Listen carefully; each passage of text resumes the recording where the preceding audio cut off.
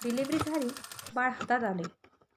सगळे म्हणतात ते आता आता आनंदी झाली असेल, आता तो खूप खुश झाली असेल. पण आरशात पाहिलं तर मात्र एक वेगळीच भावना आली. पोट अजून गेलेलं नाही, चेहरा खूप बदलला आहे, वजन खूप वाढलेलं आहे आणि मनात मात्र एकच प्रश्न आहे, मी पूर्वीसारखी कधी होईल? हेच प्रश्न जर तुमच्या मनात जरी आले असतील तर हा व्हिडिओ फक्त बघू नका, अनुभव करा. प्रेग्नन्सीनंतर बॉडी चेंज का होतो? नमस्कार, माझ्या सर्व नवीन आईंनो, मी वैष्णवी आणि तुम्ही बघत आहे वैशूज ग्लो डायरी. आज आपण बघणार आहोत डिलिव्हरीनंतर शरीरात होणारे बॉडी चेंज हे कसे ॲक्सेप्ट करावं. हा व्हिडिओ शेवटपर्यंत नक्की बघा. प्रेग्नन्सीनंतर बॉडी चेंज का होतो? तर सर्वात आधी एक गोष्ट क्लिअर करूया. प्रेग्नन्सी म्हणजे फक्त बाळ वाढवणं नाही, ते पूर्ण शरीराचं ट्रान्सफॉर्मेशन आहे. शरीरातले हार्मोन हे 100 पटीने बदलतात. फॅट स्टोअर हा खूप वाढतो, आपल्या मसल ह्या स्ट्रेच होत जातात, आपली स्किन ही एक्सपांड होते, आपल्या शरीरातला मेटाबॉलिझम बदलतो. तुमचं शरीर हे बिघडत नाही आहे, ते आई बनण्यासाठी अडॅप्ट होत आहे. पण समाज आपल्याला काय शिकवतो? सोसायटी प्रेशर, ट्रॅप, इंस्टाग्रामवर रील येतात, डिलिव्हरीनंतर 30 दिवसात फॅट कमी, celebrity mom transformation, pre pregnancy body in 2 month. आणि आपण स्वतःला विचारतो, मी का नाही? पण सत्य काय आहे मी सांगते तुम्हाला. आपण सेलिब्रिटींना बघतो ना, पण सेलिब्रिटीकडे ट्रेनर असतो, एक डायटिशियन असतो, नॅनीज असतात जे त्यांच्या लेकरांना सांभाळतात, फिल्टर असतो, त्यांचं सर्जरी ऑपरेशन असतं. पण आपल्याकडे नेमकी काय आहे? स्लीपलेस नाईट, रात्रभर जागी राहतो आपण, हार्मोनल इनबॅलन्स असतं, बेबीची काळजी पण आपल्यावर घ्यायची जबाबदारी असते. त्यासोबत आपल्या इमोशनल हिलिंग ह्या चालू असतात, भावना खूप जास्त ओव्हरलोड असतात. कंपॅरिझन करणं म्हणजे स्वतःचा कॉन्फिडन्स घालवणं आहे. ॲक्सेप्ट करणं म्हणजे गिवअप करणं नाही. खूप जण म्हणतात ॲक्सेप्ट केलं म्हणजे प्रयत्न थांबवलेत, तर नाही. ॲक्सेप्ट करणं म्हणजे स्वतःवर राग न ठेवणं, आपल्या शरीराला वेळ देणे, हिलिंगसाठी एक स्पेस देणे. समजा आपला पाय तुटला तर आपण लगेच धावत नाही ना, त्याला वेळ देतो ठीक होण्यासाठी. तर तसंच मग हे तसंच शरीरालाही रिकवर व्हायसाठी वेळ द्या.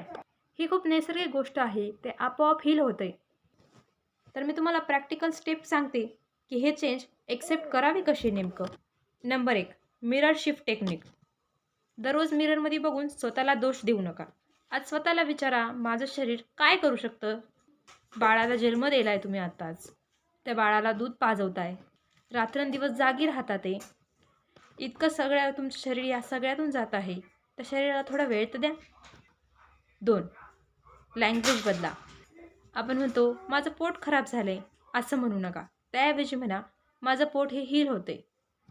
आपण म्हणतो मी जाड झाली आहे, त्याऐवजी म्हणा माझ्या शरीरात खूप सारे बदल झालेत. शब्द बदलले की भावना बदलतात. एकदा करून तर बघा. पॉईंट नंबर 3, क्लॉथ हे गिल्ट फ्री घाला. आता हे म्हणजे नेमके कसं? गिल्ट फ्री क्लॉथ म्हणजे नेमकी कसं? तर तुम्ही तुमच्या जुन्या जीन्समध्ये मावत नाही आहात, हा तुमचा गिल्ट आहे ना. तुम्हाला वाटतं ही तुमची बॉडी फेल्युअर आहे.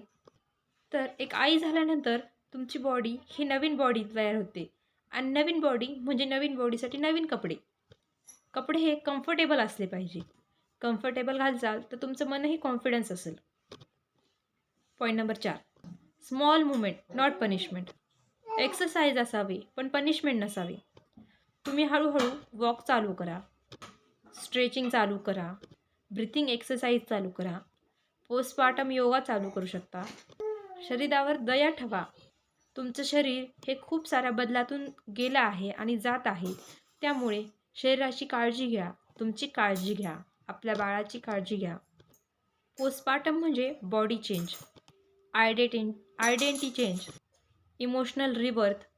कधी कधी वाटतं मी स्वतःला हरवते, पण लक्षात ठेवा तुम्ही स्वतःला हरवत नाही आहे, तुम्ही इन्व्हॉल्व होत आहेत. आई होणं म्हणजे पूर्वीसारखं राहणं नाही, तर मजबूत होणं. जर आजचा हा व्हिडिओ तुमच्या मनाला थोडा शांत करणारा असेल, जर स्वतःकडे बघण्याची नजर तुमची बदलली असेल, तर सबस्क्राईब नक्की करा. कारण आपलं चॅनल परफेक्ट बॉडी शिकवत नाही, एक रिअल मदरहूड शिकवतो, एक सेल्फ लव्ह शिकवतो, गिल्ट फ्री हीलिंग शिकवतो. कारण हे सगळं मी तुम्हाला माझ्या अनुभवातून शिकवते. हा व्हिडिओ त्या आईला नक्की पाठवा जिला वाटतं माझ्या शरीरात काहीतरी चूक आहे. तर आजचा हा व्हिडिओ मी इथंच थांबवत आहे. भेटूया पुढच्या एका व्हिडिओमध्ये. पुढचा व्हिडिओ कोणत्या टॉपिकवर हवा आहे तो